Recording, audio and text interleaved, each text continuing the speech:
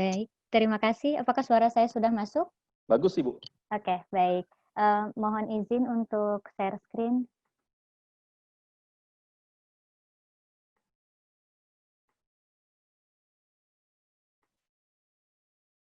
Oke. Assalamualaikum warahmatullahi wabarakatuh. Bapak Menteri Kelautan dan Perikanan serta jajarannya yang terhormat. Kemudian para pembicara senior dan pakar, Prof. Hardinsyah dan Dr. Taufik Tasya. Prof. Hardin mohon izin duluan. Kemudian juga Ibu PLT Rektor, Dekan FKM, Dekan Keperawatan dan Kesehatan, Dekan Fakultas Kesejahteraan dan Psikologi, serta Fakultas Ekonomi Manajemen, beserta wakil dekannya, Bapak Ibu pejabat struktural yang hadir di Zoom maupun di YouTube Universitas Binawan, selamat bergabung dan selamat menyaksikan acaranya. Kemudian juga rekan-rekan dosen sejawat, terima kasih sudah hadir walaupun kita hari libur ya, tetapi tetap semangat untuk menimba ilmu. Kemudian juga mahasiswa-mahasiswa yang di Universitas Binawan, serta seluruh peserta yang telah berpartisipasi di YouTube Universitas Binawan. Mohon izin saya untuk menyampaikan pentingnya gizi pada 1000 HPK atau hari pertama kehidupan. Berikut sedikit tentang saya. Saya kebetulan merupakan saat ini diamanahi sebagai Kaprodi Gizi di Universitas Binawan. Kemudian juga saya merupakan pengurus dari Pergizi Pangan Indonesia dan saat ini saya sedang menempuh pendidikan S3 di IPB. Outline yang akan saya sampaikan yaitu yang pertama adalah definisi 1000 HPK, kemudian gizi yang baik untuk 1000 HPK, dampak kekurangan gizi pada 1000 HPK, cara mengoptimalkan asupan gizi pada 1000 HPK, beserta nanti akan ada kesimpulan. Pertama, apa sih yang dimaksud dengan 1000 HPK atau 1000 hari pertama kehidupan? Yaitu merupakan masa awal proses kehidupan manusia yang dimulai sejak masa kehamilan, dari mulai janin ya, yang masih di dalam kandungan, kemudian masa bayi hingga anak berusia 2 tahun. Nah, ini merupakan fondasi kesehatan untuk pertumbuhan dan perkembangan saraf. Kalau kita breakdown, 1000 HPK itu terdiri dari 270 hari pada saat kehamilan, kemudian 365 hari pada tahun pertama kehidupan manusia, dan 365 hari pada tahun kedua kehidupan manusia. Kalau kita jumlahkan maka totalnya adalah 1000 hari. Kemudian apa sih yang terjadi pada saat 1000 HPK? Yaitu pada saat ini atau pada periode ini terjadi proses pembentukan dan perkembangan organ tubuh yang sangat cepat. Terutama di sini adalah otak. Nah, selain itu, hal ini juga menentukan status kesehatan fisik, kesehatan, dan kecerdasan pada masa yang akan datang. Jadi pada masa ini kita lihat bahwa di grafik sebelah kanan ada kurva yang memperlihatkan bahwa pada tahun pertama pertumbuhan otak itu bergerak sangat cepat. Jadi peningkatannya tuh sangat cepat, kita lihat yang warna kuning ini. Kemudian juga setelah 2 tahun masih ada peningkatan, tetapi peningkatannya itu secara lambat. Kemudian setelah itu stagnan di merah. Nah, makanya saya di sini meng-highlight perkembangan pertumbuhan dan perkembangan otak. Kemudian pada 1000 HPK merupakan periode yang sensitif untuk pertumbuhan dan perkembangan otak seperti yang tadi saya sampaikan. Di sini terjadi kecepatan proliferasi saraf atau pertambahan jumlah sel, kemudian juga terjadi pertumbuhan dan diferensiasi atau kompleksitas dari sel itu sendiri, kemudian juga terjadi proses mielinisasi dan juga sinaptogenesis atau konektivitas. Jadi antar sel itu bisa berhubungan. Kemudian periode ini merupakan periode yang penting untuk optimalisasi kecukupan asupan zat gizi. Kita lihat di sini perkembangan otak manusia. Jadi yang sebelah kiri ini adalah konsepsi hingga lahir. Jadi dari mulai 8 bulan ya, dari mulai -8 sampai dengan -1. Kemudian ini adalah usia dalam bulan. Nah, ini 1 bulan, 2 bulan, 3 bulan sampai dengan usia 2 tahun. semua kurva peak-nya, puncaknya atau peak-nya itu ada di 2 tahun pertama, baik itu perkembangan untuk, bahasa, kemudian juga jalur sensori, penglihatan dan pendengaran, dan juga ada, fungsi kognitif. Walaupun fungsi kognitif yang lebih tinggi itu, masih ada, perkembangan, tetapi kurvanya cenderung, menurun.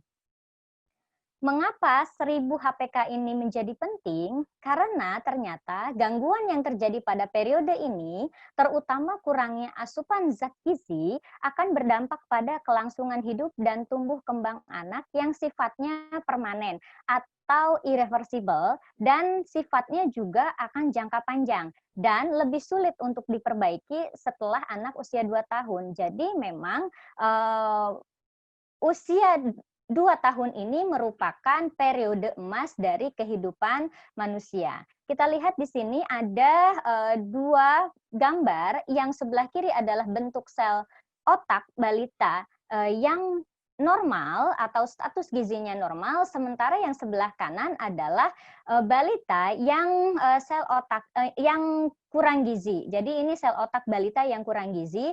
Nah, kalau yang sebelah kiri bentuk sel otaknya tuh khas, serta banyak cabangnya. Jadi percabangannya tuh sangat luas sekali. Kemudian kalau yang sebelah kanan itu, percabangannya tuh terbatas dan abnormal cabangnya, serta cabangnya juga lebih pendek, beda dengan yang, sebelah kiri. Kalau yang sebelah kiri tuh cabangnya tuh banyak sekali, kalau yang sebelah kanan itu, cabangnya hanya, sedikit, dan juga, sel otaknya ada gangguan. Nah, oleh karena itu asupan zat gizi yang cukup pada 1000 HPK menjadi sangat penting. Dampak gangguan, pemenuhan gizi pada 1000 hari pertama kehidupan, kita bisa lihat di sini bahwa, gangguan gizi pada masa 1000 HPK di janin sampai baduta, maka kalau misalkan dia mengalami gangguan gizi kronis akan mengakibatkan pendek atau, biasa kita sebut dengan, stunting. Nah, untuk jangka pendeknya sendiri, yaitu akan mengalami gangguan perkembangan otak dan gangguan pertumbuhan. Sementara jangka panjangnya ketika otak mengalami, gangguan perkembangan, maka kemampuan kognitifnya juga akan menjadi rendah, serta, di sekolah juga nanti dia menjadi tidak berprestasi. Sementara kalau misalkan bayi tersebut mengalami gangguan pertumbuhan, maka akan, daya tahan tubuhnya itu juga akan rendah dan kemampuan kerjanya juga menjadi rendah, sehingga kemampuan produksinya juga, rendah, dan ini nanti akan berkorelasi dengan, kapasitas atau kemampuan dia, dalam bekerja dan menghasilkan, pendapatan. Kemudian kalau untuk yang kelebihan gizi atau kegemukan, biasanya nanti akan mengalami gangguan metabolisme. Nah, kalau dia mengalami gangguan metabolisme pada jangka pendek, maka jangka panjangnya akan meningkatkan resiko diabetes, obesitas, penyakit jantung, hipertensi, kanker, stroke, dan disabilitas pada lansia. Kemudian kalau terjadi gangguan gizi akut, biasanya kurus banget atau, undernutrition, atau gizi buruk, biasanya nanti akan meningkatkan resiko kematian. Kemudian bagaimana di Indonesia? Faktor masalah gizi atau penyebab masalah gizi, kalau berdasarkan dari teori ini, status gizi ibu dan anak ini secara langsung disebabkan oleh konsumsi makanan, dan status infeksi. Namun konsumsi makanan juga dipengaruhi oleh ketersediaan, dan pola konsumsi pangan, kemudian juga dipengaruhi oleh pola asuh, pemberian ASI atau MPASI, pola asuh psikososial, penyediaan MPASI, dan, kebersihan dan sanitasi. Sementara status infeksi dipengaruhi selain tadi pola asuh ini, juga dipengaruhi oleh pelayanan kesehatan, dan kesehatan lingkungannya. Ini disebut dengan dengan penyebab tidak langsung. Namun akar masalahnya adalah terjadinya masalah di dalam pembangunan ekonomi, politik, sosial, dan budaya, kemudian juga kemiskinan, ketahanan pangan dan gizi, serta pendidikan, serta adanya masalah dalam hal daya beli, akses pangan, akses informasi, dan pelayanan. Nah, berikut data ini saya ambil dari Riskesdas tahun 2018. Ini adalah prevalensi gangguan gizi bayi dan balita di Indonesia. Salah satunya adalah BBLR atau bayi berat lahir rendah. Nah, di sini juga masih cukup tinggi proporsinya. Ada ini yang biru ini dari 2007, kemudian 2010, 2013 sampai dengan 2018. Di sini bukannya terjadi penurunan, tetapi malah terjadi peningkatan. Kemudian yang di sebelah kanan adalah proporsi status gizi buruk dan gizi kurang pada balita. Gizi buruk terjadi penurunan angka di tahun 2018, kemudian kalau gizi kurang juga terjadi penurunan. Nah, kemudian bagaimana dengan stunting? Ternyata stunting juga angkanya masih cukup tinggi. Jadi pada tahun sebelumnya, pada tahun 2013 angkanya adalah 37,20%, sementara targetnya itu adalah 14%. Nah, pada tahun 2018 sudah terjadi penurunan di 30,8%, namun belum mencapai target. Sementara tahun 2019 itu adalah 27,67%. Nah, oleh karena itu, upaya percepatan penurunan stunting itu menjadi salah satu dari proyek prioritas, major project dari percepatan penurunan kematian ibu dan stunting. Jadi memang ini sekarang menjadi pusat perhatian pemerintah, salah satunya juga berkoordinasi dengan KKP tadi, Kementerian Kelautan dan Perikanan. Kemudian, apa sih dampak stunting? Dampak stunting untuk jangka pendek yaitu terjadi peningkatan mortalitas dan morbiditas. Selain itu juga akan mengalami penurunan perkembangan kognitif, motorik, dan bahasa, serta akan terjadi peningkatan pengeluaran untuk biaya kesehatan. Sementara jangka panjangnya, orang yang stunting biasanya perawakannya akan pendek, kemudian juga akan terjadi peningkatan resiko dan obesitas dan komorbiditasnya, kemudian juga terjadi penurunan kesehatan reproduksi, serta tadi penurunan prestasi. Jadi kalau misalkan anak itu stunting, tadi kan sel otaknya tidak berkembang sempurna, kemudian juga fisiknya juga tidak berkembang sempurna, sehingga pada saat sekolah dia juga tidak berprestasi, kemudian susah menerima informasi, kemudian juga kapasitas belajarnya juga menjadi rendah, sehingga akan berpengaruh juga terhadap penurunan kemampuan dan kapasitas kerja, sehingga biasanya nanti akan berkorelasi dengan tingkat pendapatan dan kesejahteraan bagi orang itu sendiri. Makanya kalau misalkan stunting ini tidak diputus cycle-nya, maka akan terus-menerus akan tetap seperti itu. Jadi misalkan ibunya stunting, nanti anaknya stunting, anak stunting ini akan melahirkan bayi stunting lagi gitu dan seterusnya. Nah, stunting itu akan menurunkan pertumbuhan dan menimbulkan inequality atau ketidaksetaraan tadi. Ternyata stunting itu menurunkan pendapatan hingga 20% dan kelangsungan penghasilan itu sekitar 10%. Nah, dan tadi seperti yang saya jelaskan sebelumnya bahwa stunting itu akan menimbulkan kemiskinan intergenerasi. Nah, zat gizi penting apa yang dibutuhkan pada 1000 HPK? Zat besi adalah zat gizi kunci dan paradigma interaksi otak dan zat gizi. Jadi di sini otak itu membutuhkan, sebenarnya otak itu membutuhkan semua zat gizi untuk pertumbuhan. Nah, zat gizi penting lainnya yaitu yang paling penting pertama adalah protein, kemudian asam lemak tidak jenuh ganda, zat besi, seng, tembaga, iodium, kolin, folat, dan vitamin A, vitamin B6, dan B12. Nah, sementara untuk asupan zat besi yang cukup itu merupakan upaya untuk optimalisasi perkembangan otak agar menjadi maksimal.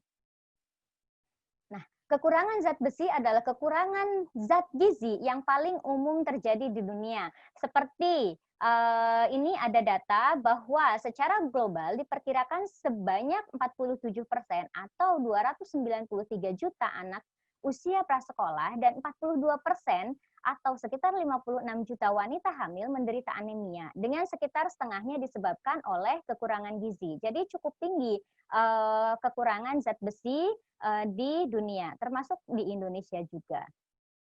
Kemudian zat besi ini dibutuhkan untuk protein yang mengatur pembentukan mielin serta sintesis neurotransmitter dan produksi energi untuk saraf itu sendiri. Kemudian jika bayi anemia, maka bayi anemia ini akan mengalami gangguan fungsi mental, motorik, sosial, emosional, atau neurofisiologis pada bayi dengan anemia defisiensi besi dibandingkan dengan bayi tanpa anemia defisiensi besi. Jadi, bayi yang mengalami anemia defisiensi besi biasanya kognitifnya, motoriknya, mentalnya akan mengalami gangguan dibandingkan dengan bayi yang tidak mengalami anemia defisiensi besi.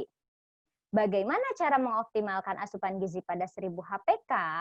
Yang pertama adalah pastikan keadaan gizi atau status gizi itu baik pada saat merencanakan kehamilan. Kemudian yang kedua, perhatikan keadaan gizi pada saat hamil karena status gizi pada saat ibu hamil akan berpengaruh pada status gizi serta perkembangan janin. Kemudian pada saat si bayi itu berusia 0 sampai dengan 6 bulan, maka berikan ASI eksklusif karena ASI merupakan satu-satunya makanan yang terbaik untuk bayi kita.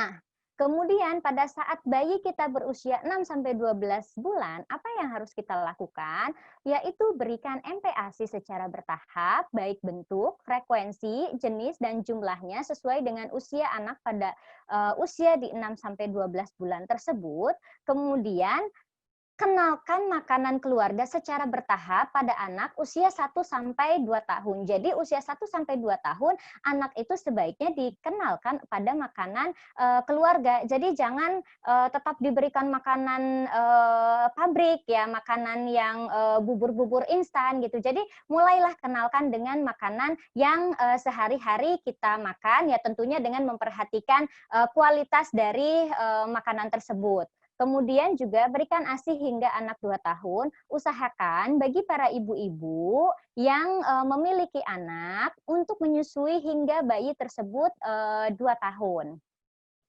Kemudian untuk sumber zat gizinya, di sini kita bisa melihat bahwa yang paling bawah sebelah kiri itu adalah sumber karbohidrat, yaitu ada biji-bijian, kemudian ada umbi-umbian, kemudian yang sebelah kanannya itu yang sayur-sayuran itu adalah sumber serat, kemudian juga sumber vitamin dan mineral, dan juga kalau misalkan yang saya lingkari di sini adalah sumber protein, itu salah satunya tadi adalah ikan yang tadi disebutkan oleh Bapak Menteri.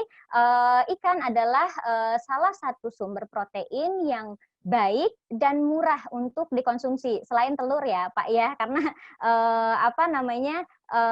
ikan juga termasuk makanan yang murah tetapi sangat bergizi dan penting untuk anak-anak gitu. Kemudian juga untuk yang atas itu ada sumber lemak yang terdiri dari minyak. Nah, hal ini juga sudah sudah ditangkap oleh pemerintah dan pemerintah itu sudah mengeluarkan gerakan 1000 HPK. Jadi pada tahun 2012 bulan September pemerintah Indonesia meluncurkan gerakan 1000 hari pertama kehidupan yang dikenal sebagai 1000 HPK. Nah, gerakan ini dilakukan sebagai upaya percepatan perbaikan gizi untuk memperbaiki kehidupan anak-anak Indonesia di masa mendatang.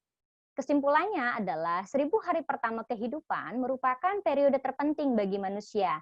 Ya, itu periode emas untuk tumbuh kembang anak. Dan yang kedua adalah gangguan yang terjadi terutama asupan zat gizi yang diakibatkan oleh asupan zat gizi akan berpengaruh pada kehidupan selanjutnya. Dan yang ketiga adalah akibat dari gangguan yang terjadi pada 1000 HPK bersifat irreversible atau tidak dapat diubah kembali.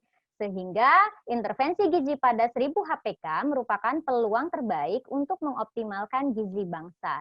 Terima kasih.